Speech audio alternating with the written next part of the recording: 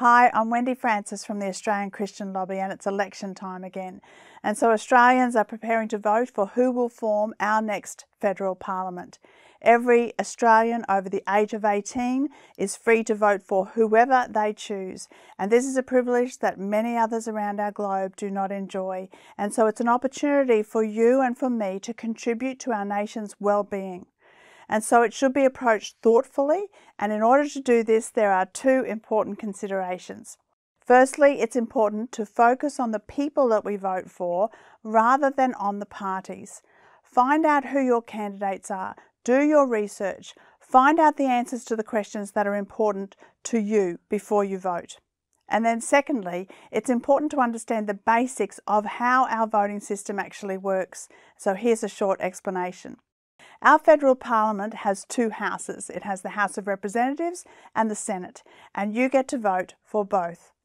The House of Representatives is made up of 151 members of Parliament. Each of them represent an electorate in Australia, and that's why it's called the House of Representatives. Whichever party wins over 50% of the seats in the House of Representatives forms government, and their leader becomes the Prime Minister. The House of Representatives is where new laws are proposed and they're voted on, but then these laws are referred to the Senate for further debate and also decision making. And this is why the Senate is also sometimes referred to as the House of Review.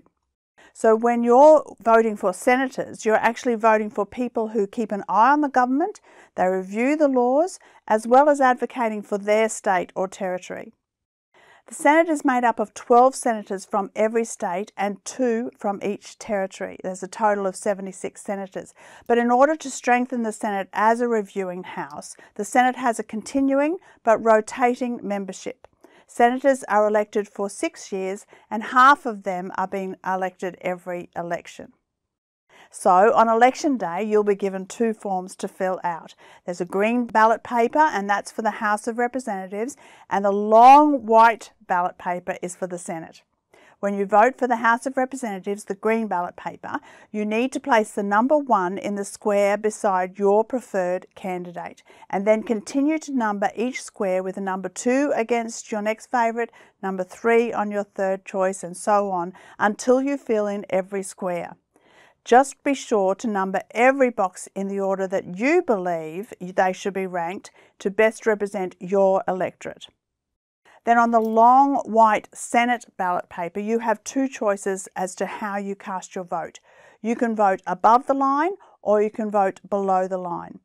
Either way, you vote in the same way as the House of Representatives in that you number the boxes in order of your most favourite to your least favourite candidate. If you choose to vote above the line, you must number at least 6 boxes. If you decide to vote below the line, which is what I do personally, you need to number at least 12 boxes. When you vote below the line, you're actually hand-picking the candidates you believe are best placed to show discernment in the Senate, rather than just choosing a party.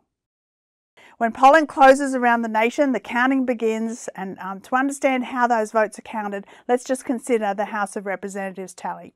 So in every polling place, the sealed boxes are opened and the voting slips are tipped out, and then they're placed in piles for each candidate according to the number 1 vote on each individual slip.